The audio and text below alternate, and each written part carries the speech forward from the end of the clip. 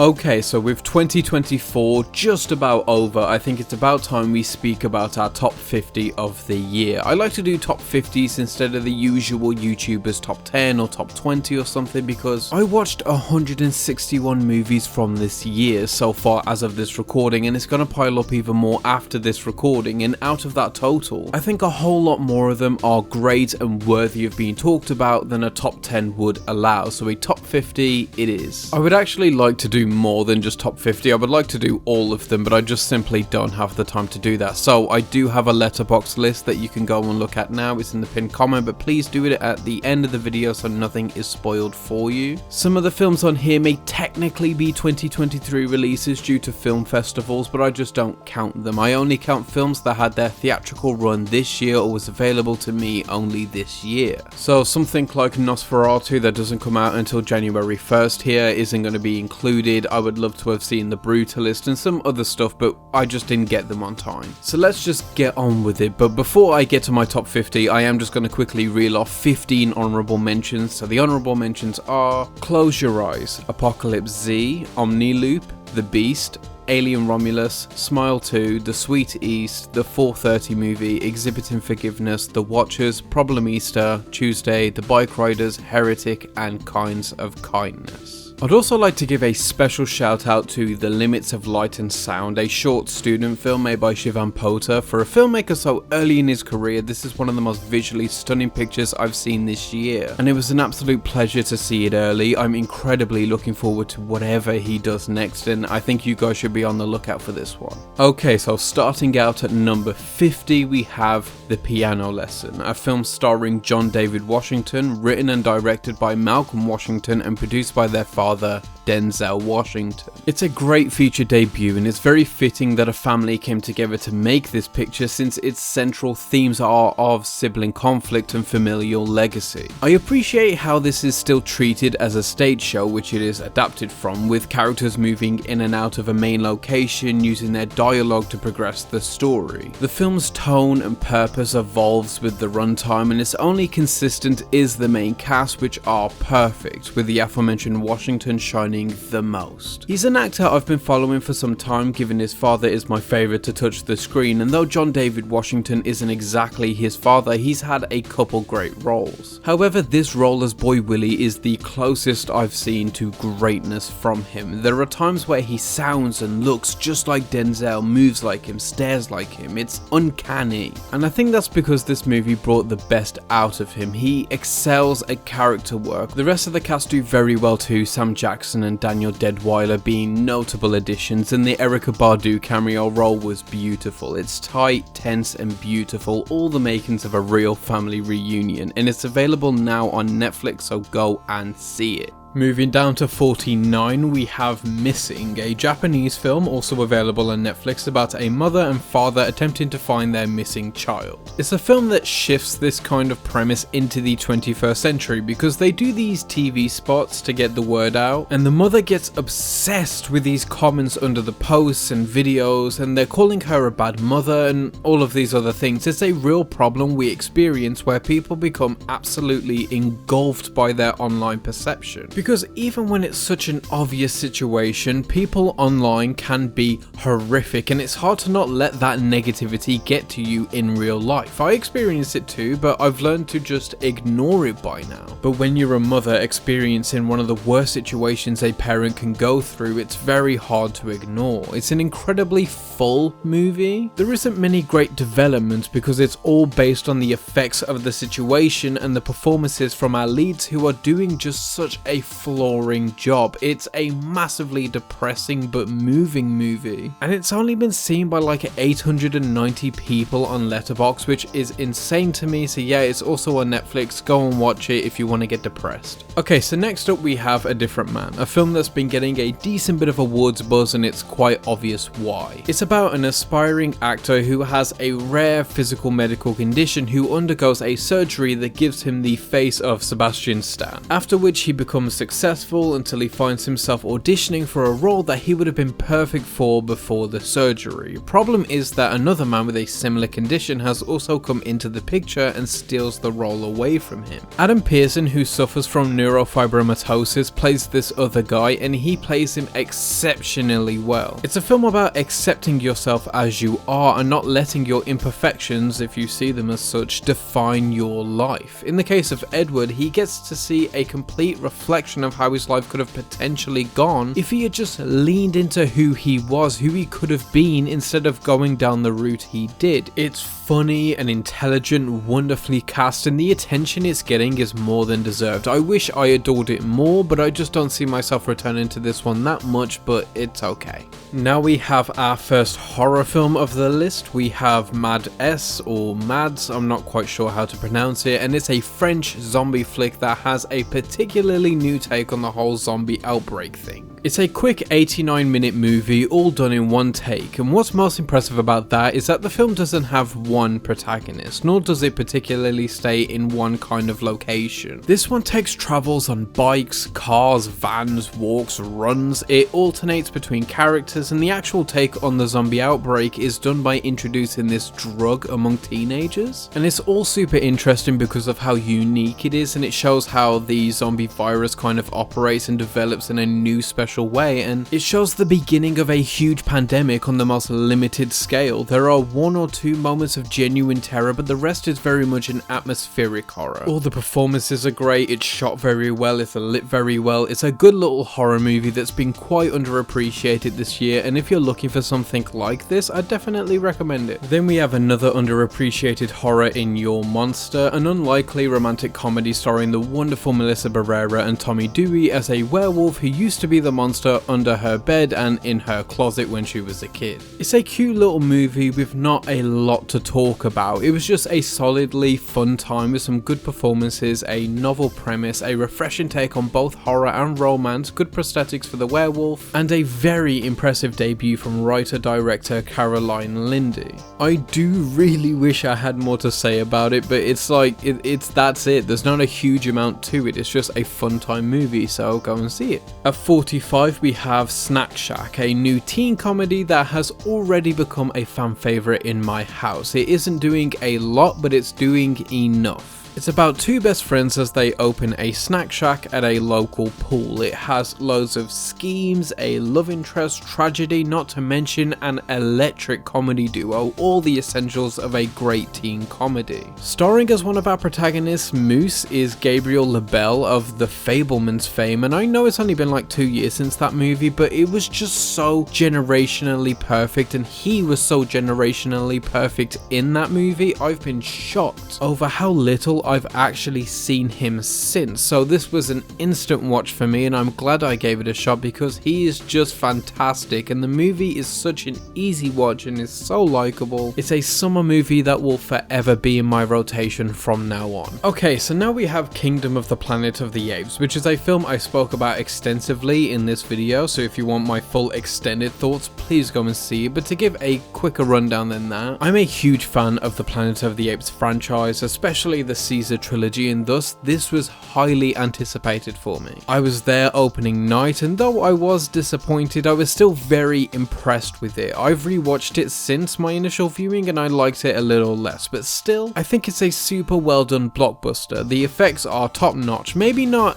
as good as some of the previous franchise installments, but very high quality regardless. The performances are great, especially from the villain Proximus played by Kevin Durand, and I think the director Wes Ball is going to carry this franchise very well. It is strangely reminiscent of his Maze Runner trilogy movies, so if you like those movies and like the Apes movies, I see no reason why this wouldn't be for you. It has a really good theme of using Caesar's legacy to fuel a new, more evil ideology by twisting his words and teachings. I just wish the script went further with it, but it is standing on some very good ideas. Josh Friedman, who wrote this, is also the writer of the upcoming Fantastic Four movie, so that will be interesting. Anyway, I wish it was better, but I'm still very satisfied with what I got, enough to get the movie on 4K at least and make it to 44 on my top 50. Right, so next up is Twisters, also a sequel, but not really. It's a legacy sequel that doesn't really rely on the first at all, except for a few little moments here and there for fans of the original, but overall it stands completely on its own, and it stands pretty tall in my opinion. This is not a masterpiece by any stretch, but it isn't aiming to be. It's aiming to be a big fun time with some comedy, some romance, and a couple of tornadoes. This is the first film we're going to talk about with Glenn Powell at the helm, who has really been Mr. Hollywood this year with 3 big movies to his name, and I do feel like this is the weakest of the 3, but still good. Daisy Edgar Jones is a very likable protagonist, but this is definitely Powell's movie in my opinion. He is so electric in it, and if he were not in it, it would be a much worse movie overall. I think Spielberg stole that kiss scene from us unjustly, and it really would have tied the whole movie together a lot more. In general, I think it's a great popcorn movie that isn't expecting a whole lot from its audience except to sit back and have a good time. I think some of the emotional moments it tries to hit aren't that powerful or well done, and Anthony Ramos isn't the most compelling side character to introduce into the love triangle, but when the movie is just about chaos, tornadoes, and Glenn Powell, it's a really good time.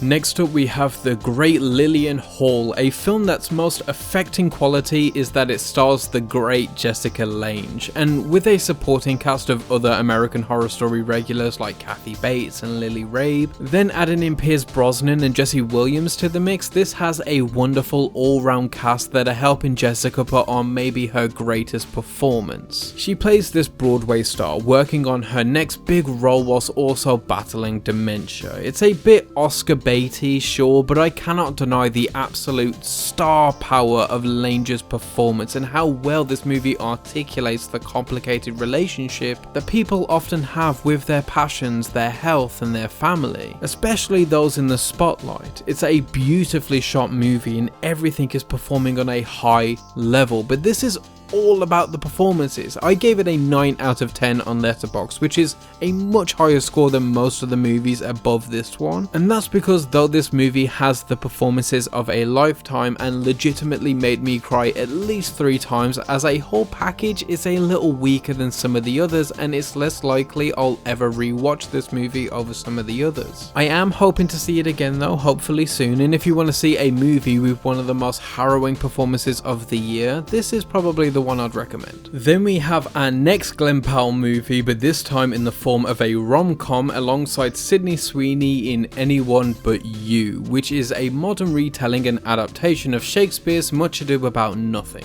I love it when a movie defies expectations, especially movies like this. This is a movie that in this modern world would usually be dumped straight to streaming, but somehow secured a good theatrical run early on in the year, which is also kind of the dead months, but it ended up grossing $220 million worldwide on a $25 million budget, which is just insane. In a world where superhero movies and sequels, prequels, and reboots kind of run the box office, for a mid-budget romantic comedy to do this well was astounding, and I'm glad it did. I think it marks a shift where more people are coming to the cinema for more original movies, which is a trend I've seen much more of this year than previous years, where a lot of IP-driven projects are failing and original movies are unexpectedly winning. And Anyone But You deserves a big win because it feels like a real 90s or 2000s comedy that just doesn't really exist anymore. It's silly but charming, the leads have real tangible chemistry, and more than any of that, it's R-rated in America and 15 in the UK, which makes it an even more unlikely win because Sydney Sweeney and Glenn Powell absolutely dominate the screen with their presence and chemistry. They deliver on more than just the romance and bitterness, but the comedy too. Both of them work super hard to make this an authentically memorable and easy romantic comedy that gives audiences everything they could want out of it. It's a feel-good time that adapts a Shakespeare play to modern times, which is also just a genre of film that doesn't really exist anymore, and it's a great time, nothing more, nothing less. Okay, now entering our top 40, we have our only animated movie on the list, which is Memoir of a Snail from Mary and Max director Adam Elliott. And for the whole animation and cinema crowd, this is the one you guys should be talking about this year. It's a real, adult, animated film with enough boobs and dickheads to fill a 2000s British comedy. It's a wonderful little story of a woman named Grace as she recalls her life of love, loss and everything in between. Sarah Snook of Succession fame does the voice work of Grace, and she puts in a lot of effort to differentiate her voice from Grace's, which is much appreciated because she gives a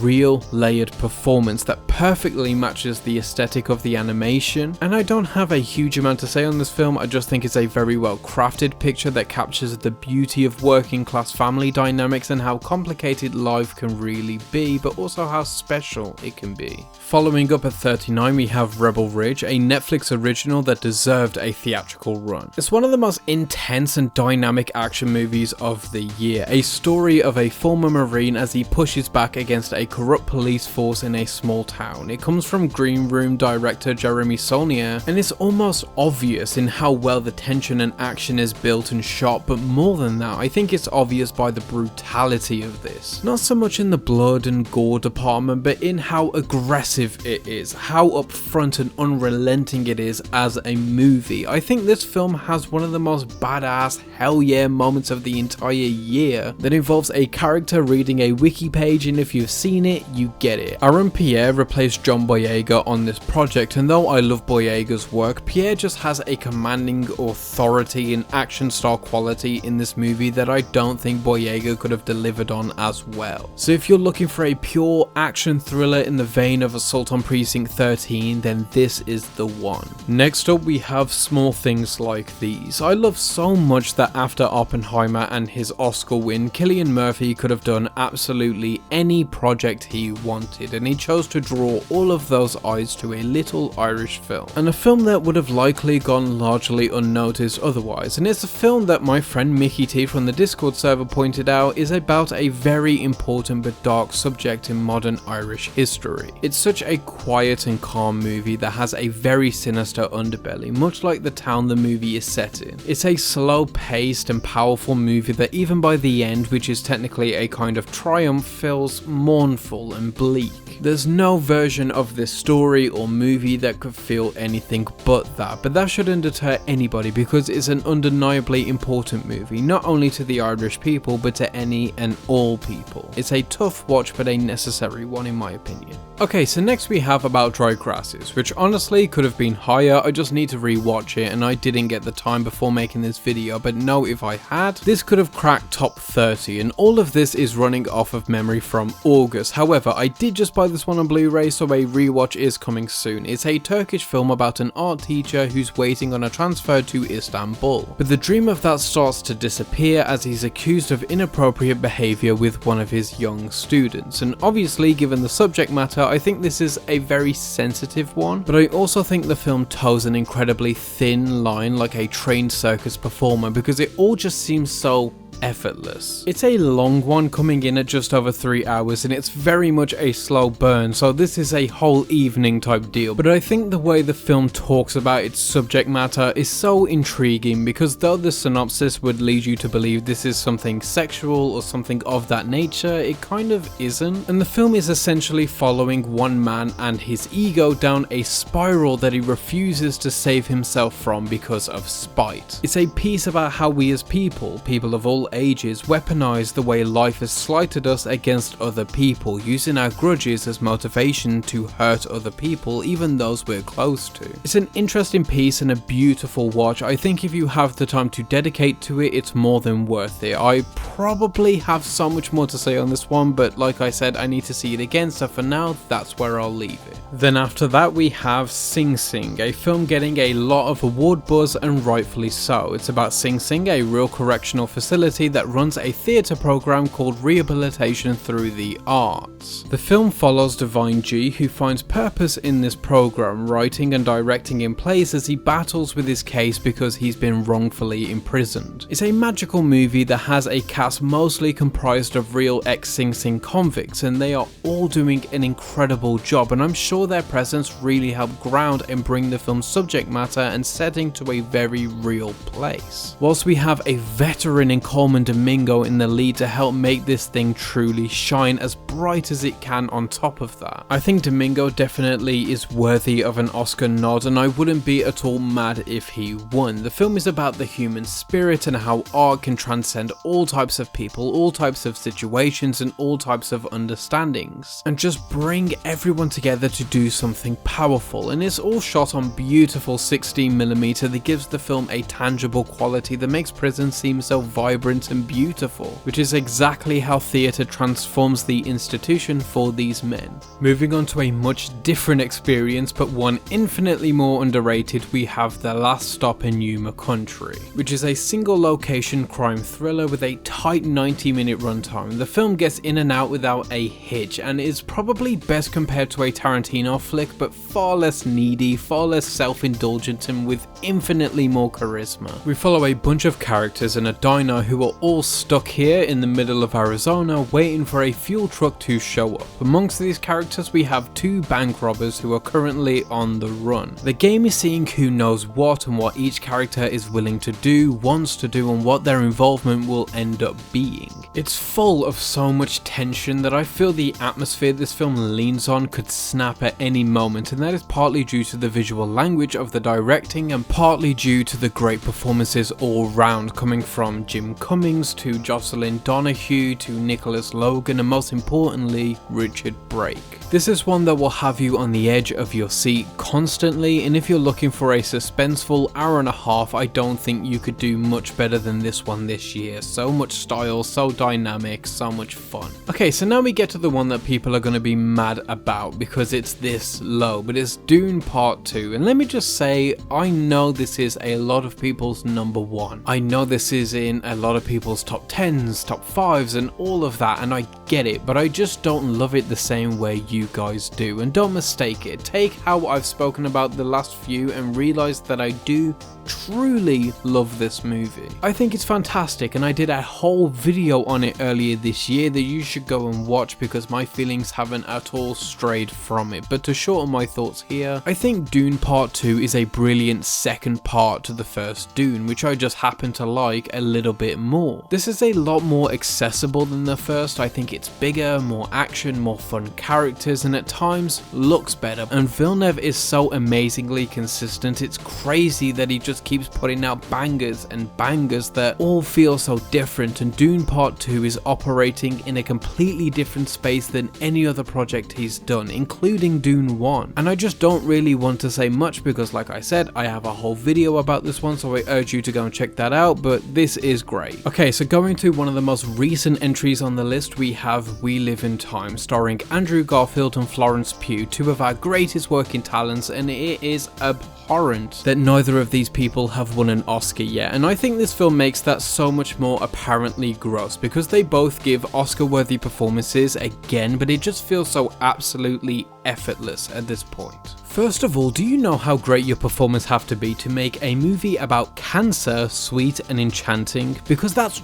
really hard, especially when cancer isn't just like a later plot development. It lingers over the entire runtime as the script flicks back and forth between modern day and the inception of the relationship between our leads. It's a film that's both incredibly heavy and also weightless. It doesn't really have much of a purpose outside showing the fluidity of life and how time is the only thing we really have to be both fearful of and grateful for. Absolutely wonderful movie and heartbreaking at the same time. I hope more people check this out in the new year when it releases in theaters here. And onto another French horror, this time we have Infested, which may just be the best spider-centric horror movie I have ever seen. I desperately need to see this again. It's about Caleb, who buys a rare and illegally imported spider from a backroom cellar that eventually gets loose in his block of flats. However, this spider both rapidly reproduces and also rapidly evolves with every generation, growing larger and more dangerous. And if it sounds completely ridiculous, that's because it is. But at the same time, it grounds these ridiculously unrealistic creatures through the use of the apartment building they've become trapped in. We get an extremely claustrophobic and thrilling movie unlike anything else I saw this year.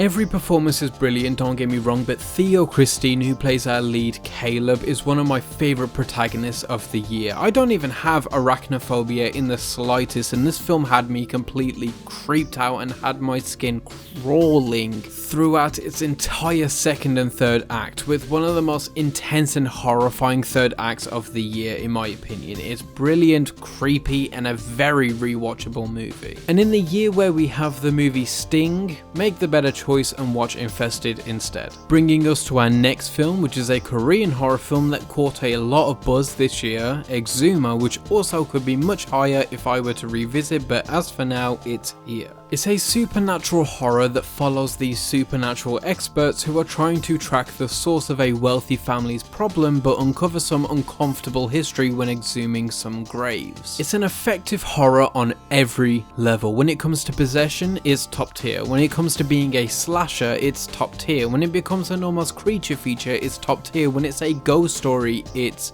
top tier. Everything about it is just operating on a phenomenal level, and Choi Min-sik of Old Boy and I Saw the Devil and Lady Vengeance fame is giving one of the best performances he's ever given. Everything in this film for the first half relies solely on performance. If they believe it, the audience believes it, and Choi makes me believe it, and I think it's an essential horror movie of not just the year, but of the decade. Finally, moving into our top 30, we started off with Tatami, a Georgian movie about a female Iranian judo competitor at the Judo World Championship. Layla is a strong competitor who is gunning for gold, but midway through the competition she gets told through her team that she is being blackmailed by her government, who are asking her to fake an injury else she'll be labelled a traitor of the state. If she doesn't comply, they're threatening her family's safety as well as her own. It's an absolutely incredible movie about rebellion, about women's rights, about corrupt systems and marginalised people. It's shot very gorgeously with the help of cinematographer Todd Martin. It's a brilliantly tense time that criticizes countries and systems that use religion as a vessel to commit tragedies, whilst also championing individual faith and the power of a singular person. It's a very feminist movie, it's thrilling and acted expertly. I found this far more enjoyable than I had expected, and I think some of you will too. Now we have a far less heavy movie in Abigail, though technically not as impressive as say Exuma or even a few of the non-horror picks so far, but it just has something that a lot of films struggle with, especially in modern horror, and that's actual, genuine fun. It's a spectacularly fun movie, hilarious in both physical comedy, situational comedy, and even in the line deliveries. It actually has my favourite line delivery of the year. I got him!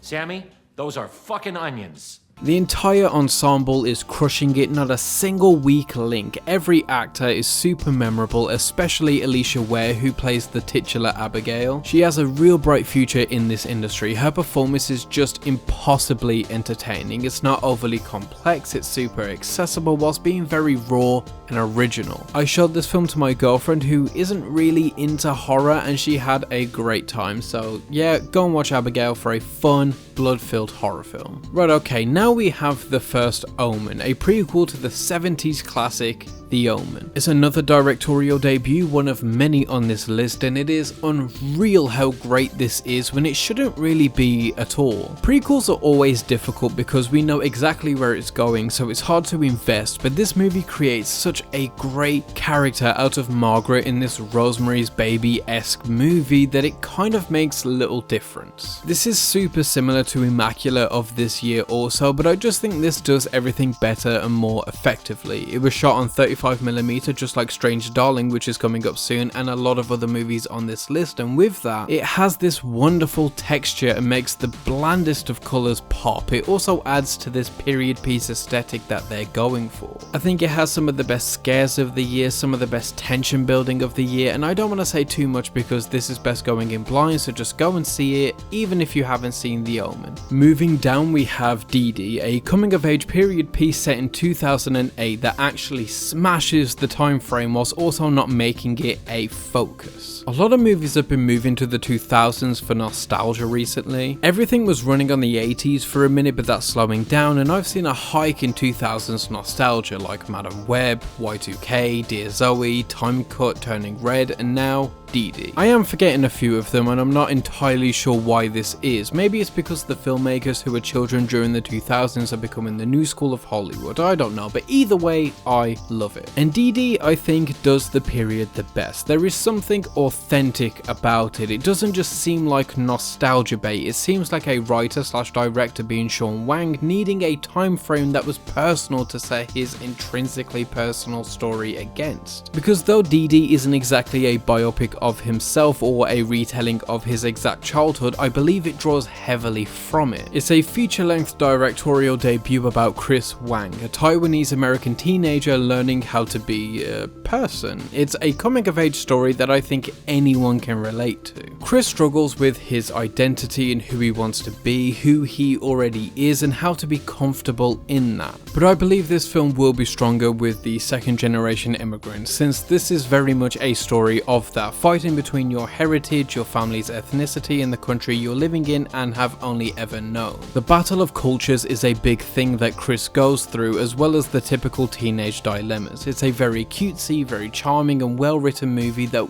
way more people should have seen by now. This is to me what Lady Bird was for many people, and I'm excited to see it again. Okay, so next we have I Saw the TV Glow, and this is one I really need to preface with something, because what I'm about to say is entirely disproportionate to the placing on this list. But I think this movie is going to be one of the most essential movies of the decade, and is one of the most important pieces of art created this century. The reason being is that the film is meant to be an allegory for the trans experience, and as an allegory for this experience, I can't attest to its accuracy, obviously, because I'm not trans, but I can attest to its power and its earnestness. And not only is it a powerful piece of queer media, the film stays loose enough to also be about almost kind of any kind of grief, any kind of feeling of fear, trapped, depression, or anxiety. It's so applicable to so many people in so many situations, whilst being powerful enough to stand as the allegory it's intended to be. The aesthetic is one of the most unique of the year. The performances from Bridget Ludi Payne and Ian Foreman are inspired, but Justin Smith grabs this movie by his gooch and runs away with possibly my favourite dramatic performance of the year. Going into another horror movie, we have Strange Darling, and this is one I don't want to linger on too much because everything about this film that makes it so special I think comes from knowing very little about it going in. But what I can tell you is that this is one of the most visually stunning movies of the year, shot by first-time cinematographer Giovanni Ribisi, who you may best know as an actor.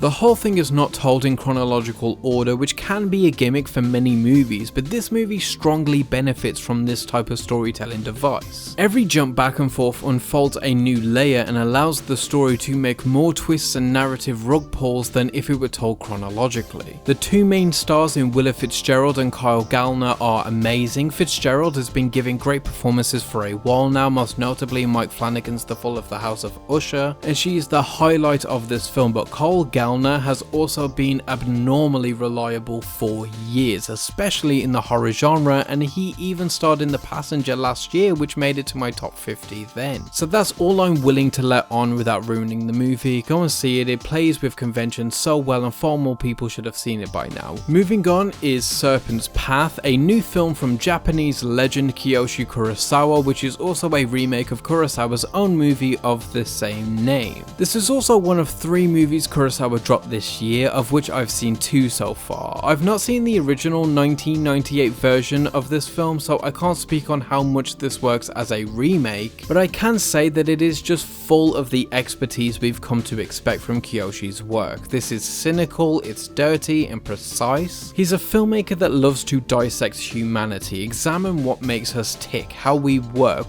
why we work, and A Serpent's Path is no different. We follow Albert and Sayoko, who are tracking down and kidnapping members of a trafficking group that kidnapped and murdered Albert's daughter. It's a premise with nothing but horror in its nature, and you'll find the film is all the same too. There are constant twists and turns and developments that make you question who you can trust and what's real. The performances from Damien Bernard and Ko Shibasaki are so completely different but work so well together. They have incredible chemistry. It's intentionally a bit of a head mess, and I desperately need to see the original to see how it compares, and I desperately need to see this one again. Then sitting at 23 we have Handling the Undead, and this one is admittedly a very acquired taste. This, more than maybe any movie on this list, is completely joyless and depraved. It's a Norwegian slow burner about an undead pandemic where people's relatives are coming back from the dead, but these zombies are unlike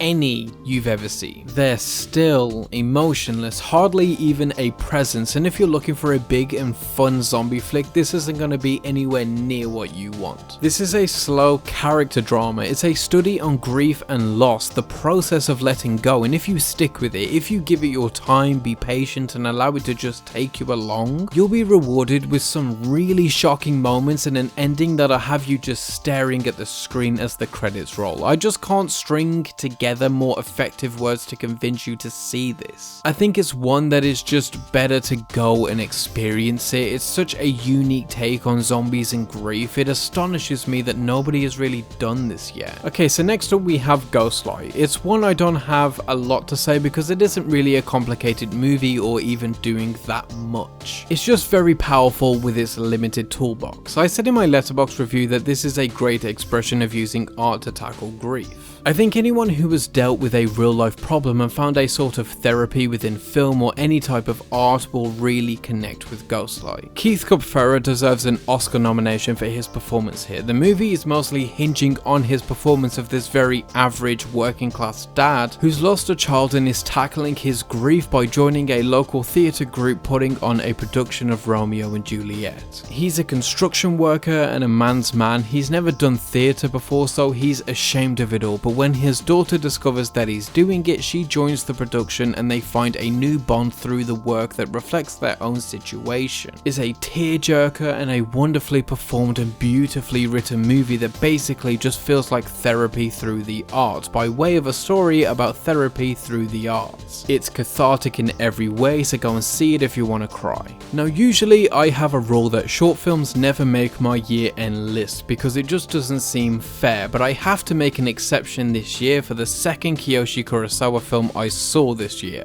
Chime. I think Chime is one of the most fascinating horror projects of the decade. How it tackles the idea of sound and what sonics mean to the horror experience is very special and unique. Film is a visual medium, and in horror, scares have largely come from haunting images that are often accompanied by good sound design, but this film poses the question, can sound itself be terrifying?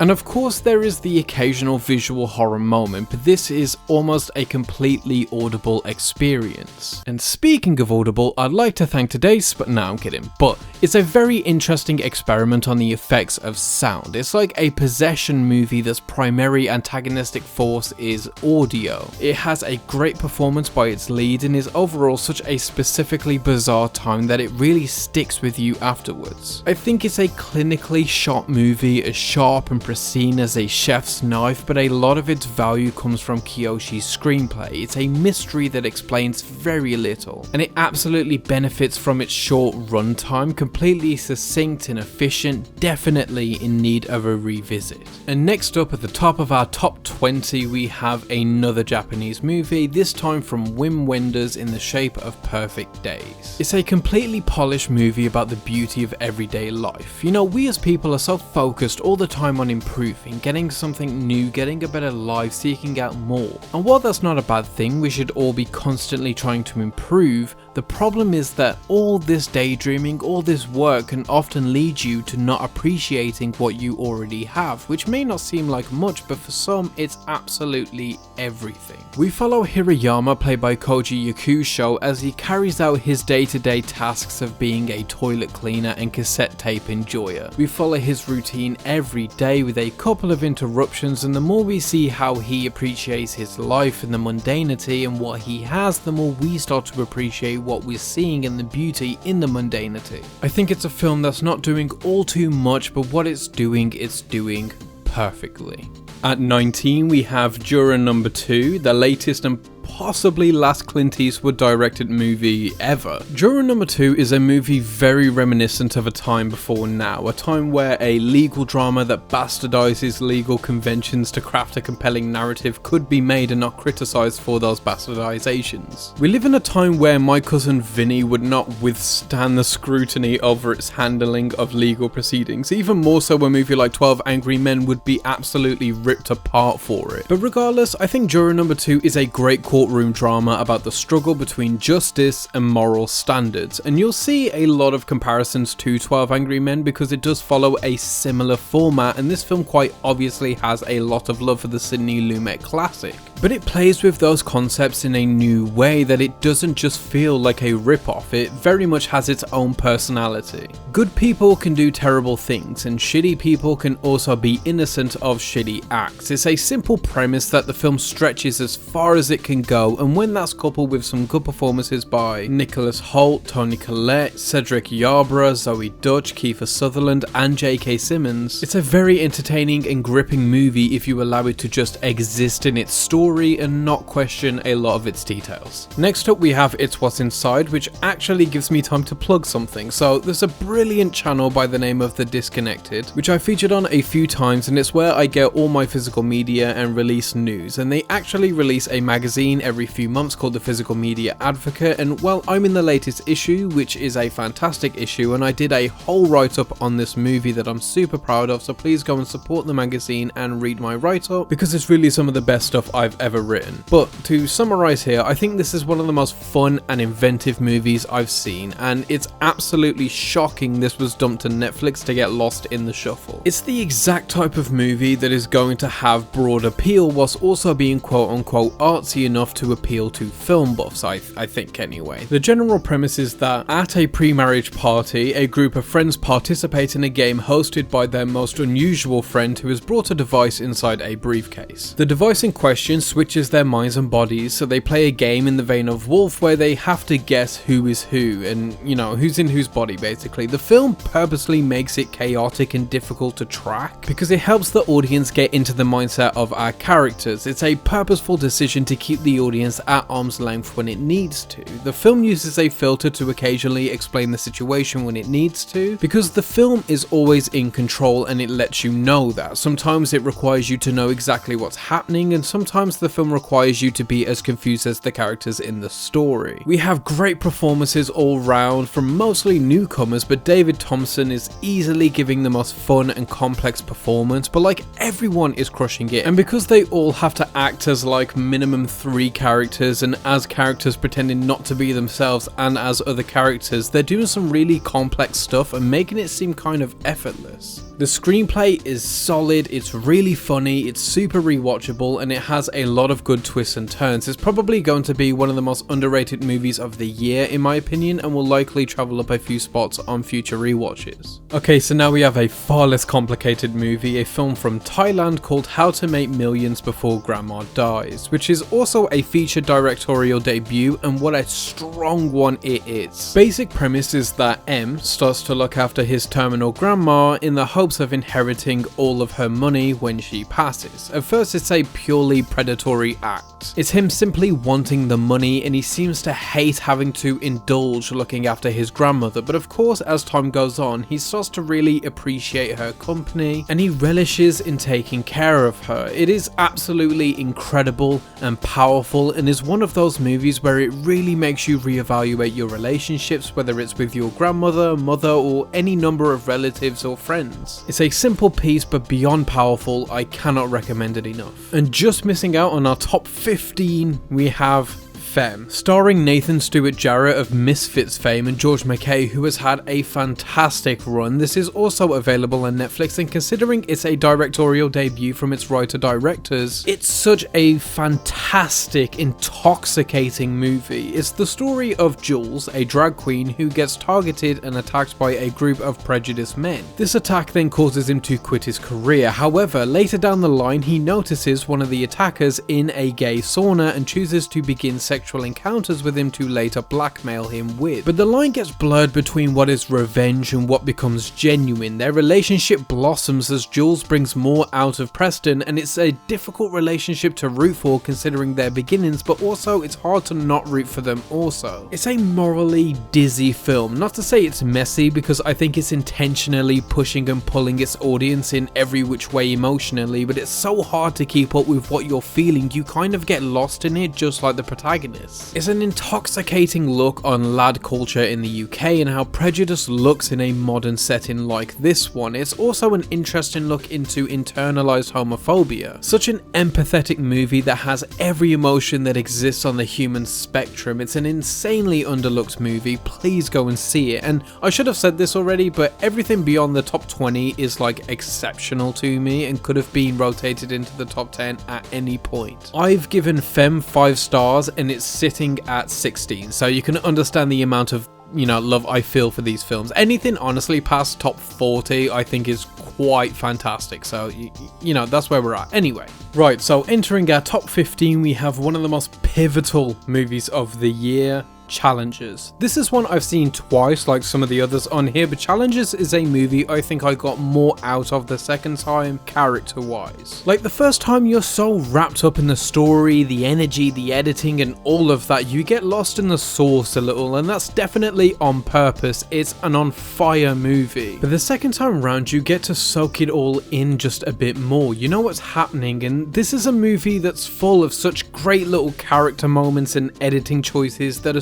super subtle sometimes, but are great little nuggets to notice as you go round for more. It's got incredible performances from all three of its leads, best of all of their careers so far in my opinion. I think it's such a morally interesting movie that plays all kinds of feels, and it has no one clear-cut protagonist and antagonist. The central three are all just so fluid and move in and out of those roles. And though this is at 15, I do think this is one of the most important movies of the year. It was a real moment and is definitely going to be one people look back at as a staple of the decade. I can't recommend it enough. Moving on, we have Kneecap, a movie that's been making huge waves due to the group the film is named after, who is also the film's subject. The film is about Irish hip-hop group Kneecap as they start a revolution to save their mother tongue. It's an intoxicating, vulgar and pulpy movie full of ket and bass. It's hard to imagine that all three of the leads aren't primarily actors because they are doing such a phenomenal job, and I guess it helps if you're only playing yourself, but also playing a version of yourself may be even harder than a completely strange personality, because you may be a little self-aware, or god forbid not self-aware enough, but either way they pull it off, and I think it does give the film a huge helping hand in authenticity. This film doesn't feel predatory on the subject matter, it comes from a real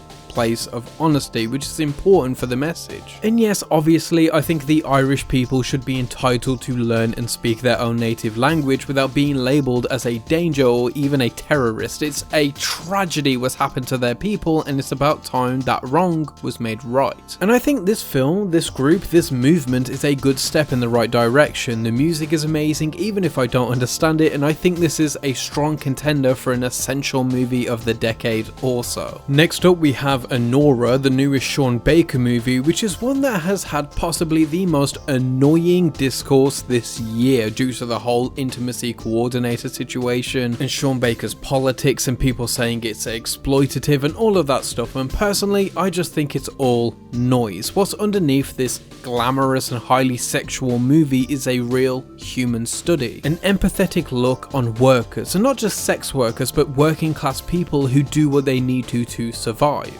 Anora is a sex worker, an exotic dancer who gets introduced to a life of luxury that is promptly stolen from her because she isn't deemed worthy of it. But there's also these other characters, namely Igor, who is at first presented as this thuggish brute who has got great power over our protagonist, but we slowly realise that he's in a kind of similar position. He's a softie really. He's on the poorer side and is also just being used for his body to serve much richer people. He's also absolutely the best character in the movie. He's super hilarious, and that's an aspect nobody really emphasized to me before seeing it. This movie is so incredibly funny and it balances that humor with the tragedy so well. Mikey Madison is absolutely due for an Oscar nomination, if not a win, because she is just so dynamic and star-studded in this film. She carried a star quality in all of her other roles before this one, but this is just another level, and I wouldn't hate it at all if she won Best Actress. This film deserves its own video entirely to break down all of its aspects and themes, so for now, that'll do. Okay, so next up we have Hitman. This is one of the easiest watches of the year. It is endlessly exciting, full of suspense and overflowing with charm. I love Linklater's work, his Before trilogy being some of my favourite movies of all time, and the directing of this film is one thing, but the one aspect that carries this more than the script of twists and turns, more than the character concepts and more than the quippy editing is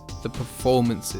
The supporting cast are very effective, fun, hilarious, and are great side characters that complement our lead, the powerful and undeniable Hollywood star of the year, Glenn Powell, once again, this being his top film of the year to me. But not only is this his top film of the year, I think this is his best performance to date. Not only because of all the character work he gets into playing all of these different versions of a hitman, which are admittedly hilarious each time, but the character work he gets into with the titular Gary and his alter ego, Ron. The two are so distinct in the beginning, but as the movie goes on, it becomes increasingly more difficult to detect where the line is drawn. This is so impressive on Powell's behalf, as the two are presented as polar opposites. It's the entire point of the movie. Yes, the hitman angle is what brings you in, it's the elevator pitch, but that's just the cloak the movie wears, and Powell understands that completely. It's a shame his performance is going to get lost in the shuffle and will be largely underrated because of the entire costume of the film, but Powell is massively complemented also by Adria Arjona, who brings her own unique flavour to the role of Madison. And though I don't think she stretches to the place Powell does, she does hold her own and ultimately doesn't need to. She's the catalyst that ensured Gary's conversion, so she just has to be her. So for what is required of the character, Arjona executes fantastically. Not to mention she has the greatest comedic line reading in this very consistently funny movie. I liked Ron, so I didn't want to show you Gary. Who the fuck is Gary? I would say the one aspect that lets this movie down is the visual style or lack thereof. This movie blends in with the Netflix crowd so easily that it is no surprise it got lost in the shuffle. If it were not for its content, I believe this would have gotten lost entirely. It has no real sense of identity, which is sad coming from Linklater and DP Shane Kelly, whom both have much more distinct work visually, even together. In the end, I think the movie leaves its audience with a special and oddly unique message, one that says that you can be who you choose to be. There is no natural consistency, so why should you be? If we naturally grow and evolve as people as we get older, why shouldn't we also have a choice in how we do so? This juxtaposes the usual message of accept who you are, whilst also not contradicting it. In the end, Gary adopts some of Ron, not the other way around. Gary builds the personality he wants for himself by wanting it and embodying it. Overall, I think I like this way more than the average person does, but I also think I'm getting a little more out of it than the average person does. Okay, so next up we have Gladiator 2.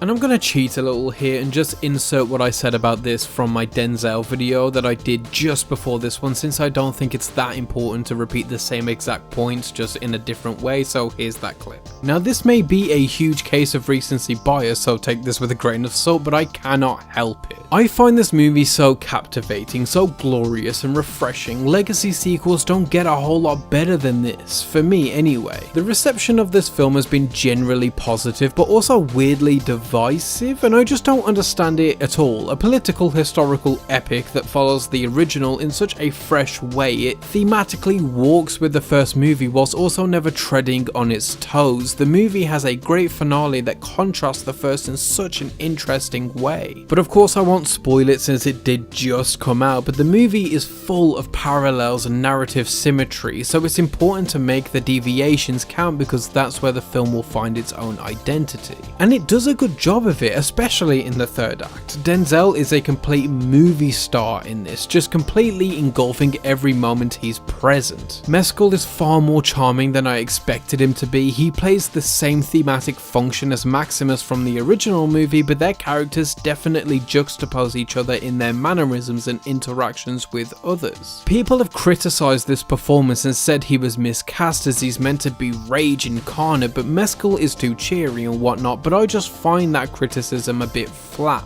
Being engulfed by rage and purpose doesn't always mean that's who you are entirely as a character. That's how you get boring and one-dimensional characters. I think Mescal's Lucius demonstrates that rage where it counts. The intro credits are outright gorgeous, being this painted interpretation of the events of the original film. The action sequences are super well done and up the stakes from the first, at least in terms of dynamics and scale, if not emotional weight. Pascal plays a morally grey character, which I think is a decent split from Phoenix's character in the first, who is a straight up villain that the protagonist must conquer to be at peace. Pascal walks in with that appearance but becomes more complex than that as the runtime goes on. There's loads to say, but I just think that it's a very well made movie with some standout qualities that aren't being given enough credit, and I enjoyed it far more than any of my peers it seems. I'm itching to rewatch it with the first as soon as I can. And finally we are entering our top 10. It's been a long road, but we're here and we're kicking it off with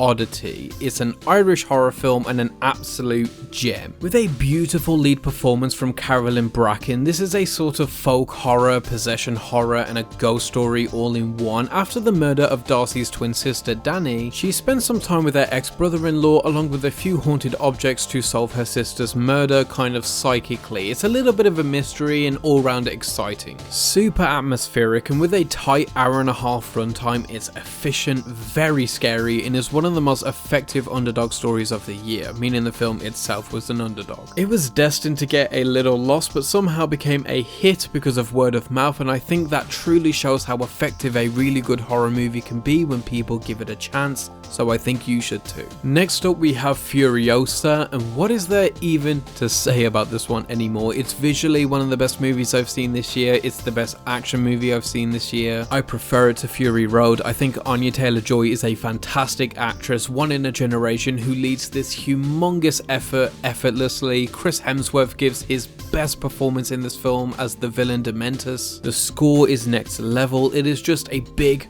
petrol bomb of a movie. It is honestly outrageous audiences let this one flop. It deserves so much better, and I hope George Miller gets to make the next film in the series despite the numbers. I have nothing left to say on this that hasn't already been said a million times already, but I need Hemsworth to get a supporting nom from the Academy, and I would also happily welcome a Best Lead nomination for Anya. Okay, at number 8 we have a movie I feel like I'm the only one aware it even came out, which is Daddo, starring Dakota Johnson and Sean Penn, and it's a film that entirely takes place inside of a taxi.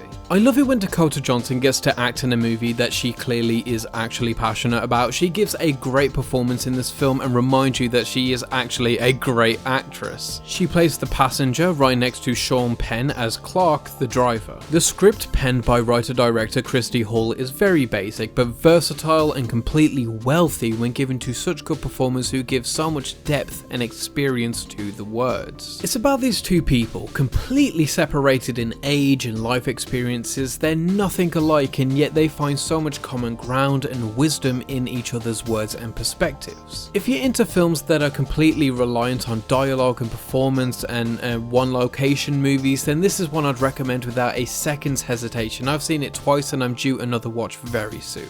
Okay, next up at 7 we have Longlegs, which is a movie I'm kind of exhausted with talking about. I've seen it 3 times and it was in conversation for so long that I'm just out of words to give it. So let's just hit the main stuff. For one, the marketing for this movie was absolutely stellar, some of the best I've ever seen. Micah Monroe as our lead, Agent Lee Harker, gives her best performance since It Follows. Nicolas Cage as the most terrifying but hilarious horror villain we've had in a very long time, and though I think the film loses itself just a little closer to the 3rd act, the first 2 acts is some of the best horror crafted this decade. Some are calling it the scariest movie of the year, scariest movie since The Exorcist, and though I don't necessarily agree, the film isn't relying on its scary factor. It's a film that's mostly reliant on its tension building, on its character building, and I love how cynical it all is. I'm sure I don't have to go on a huge panegyric about one of the most talked about movies of the year, especially in horror, so I'll just leave it there and say that if you haven't seen it, I think you kinda need to.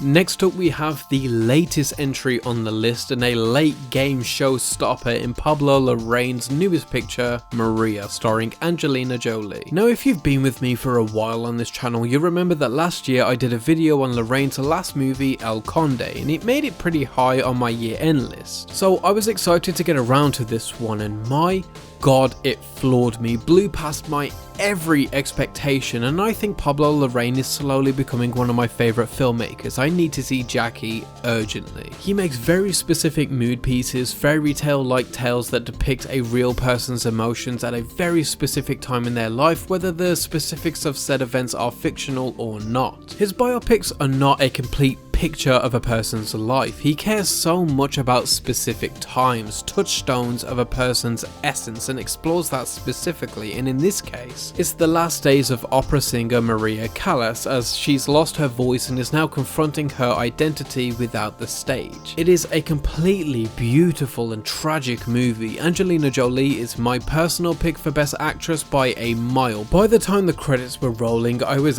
aching in my chair just letting the names go past me. I may not love it as much as El Conde, but I think given time I really just might. Which brings us to our top 5, starting with Conclave. There is so much to say about the aesthetics of Conclave, the tense score, the controlled editing, and the bottomless pit of moving performances, but all of this pales in comparison to the utter beauty of its essence. Conclave strives to ask the hard questions about faith, about religious institutions, and about how they work together, or more potently, how they do not. Moral ambiguity is the curse of being human. There has never existed a single human completely good or completely evil. We're all just strokes of each, creating our own unique gradients that shows both our lights and darks, and how they not only coexist but blend into one another. However, this moral ambiguity becomes a tough subject when seeking to elect a man who is deemed most holy, most responsible. This film argues that faith is stronger than institution, that certainty in your beliefs is an oxymoron, that every sinner has a soul and everyone with a soul is a sinner. It's a wonderfully performed and thematically complex movie. It's funny and rich. I saw it immediately after seeing it the first time, and if Ralph Fiennes doesn't get a Best Actor nomination, I will never put my faith into the Academy as a serious institution again, which I already shouldn't, but here we are. Okay, so next up I have another massive cheat. I'm not going to say much at all about this next pick because I already did an entire video on it, which is Red Rooms, which is pretty recent, and I really wish you all would just go and see it because I absolutely adore it, and I cannot make this video any longer than it already is. But if I want to quickly summarize,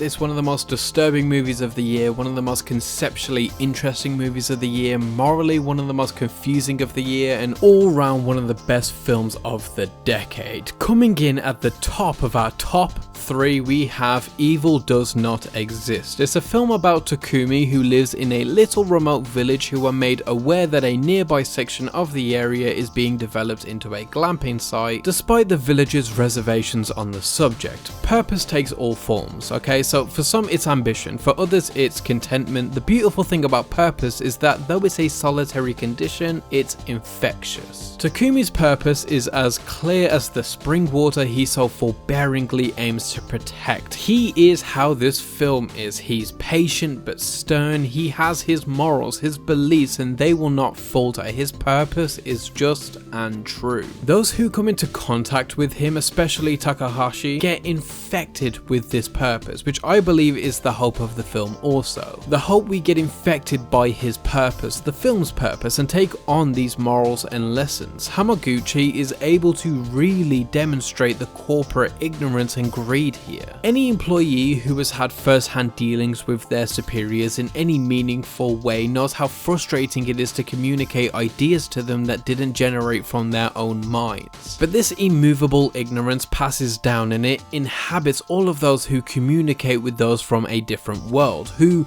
see themselves as more important or above. Point is, we are not insusceptible to this ignorance. Take for example Takahashi, who parades as someone who is finding their feet here. When talking about the deer trail and how the glamping site lands on top of it, he demonstrates a dispassionate view about potentially displacing the deer, which shows a fundamental misunderstanding of the issue. The people of the village are one with the nature around them. They are as much a cog in this biological machine as the deer. There's a respect among all living matter in this village. Lack of compassion for the deer ultimately leads to a lack of compassion for the people. What starts upstream will have an effect downstream. So to summarize, we have some gorgeous cinematography from Yoshio Kitagawa, who gives the film a crisp and spry backdrop to give the film the fullest effectiveness in its messaging that is also so potently penned in Hamaguchi's script. The ending of which leaves so much to discuss and ponder. It's a very thought-provoking, breathtaking and awe-inspiring film, and that is why it sits at number 3. At number 2 we have a film I have far less to say on, but one I love just that little bit more, which is The Substance. It's a sci-fi movie that is big and in your face, loud and colourful, and wants to put on a show, and it does exactly that. It has a great performance from both its leads, and though its commentary isn't revolutionary, I think what this film says about people's fears of aging is really effective. There's a million great scenes with brilliant practical effects and tension building and concepts, but I think there isn't a single better scene than the one scene of Elizabeth attempting to get ready for a date. It is honestly so still and stripped back, but honestly heartbreaking, and encompasses how a lifetime of different fears and anxieties can all build up to one breaking point. Demi Moore and Margaret Qualley both deserve nominations for their work here, Demi Moore especially in my opinion, and it's one of the finest movies of the decade. I was absolutely stunned by the end of it. It's a mixture of every emotion, every genre, and it works so incredibly well. I think the makeup department deserves a nomination. I think it deserves a nomination for visual effects. I think it's part Elephant Man, part The Fly, and part Dennis Quaid being an insufferable, disgusting pig, and that's before he even stepped in front of the camera. Way! So go and see this if you haven't already and just be taken away by its bizarre and unrelenting style. Which finally brings us down to our number 1 movie of 2024, and where a lot of you are about to turn off the video. It's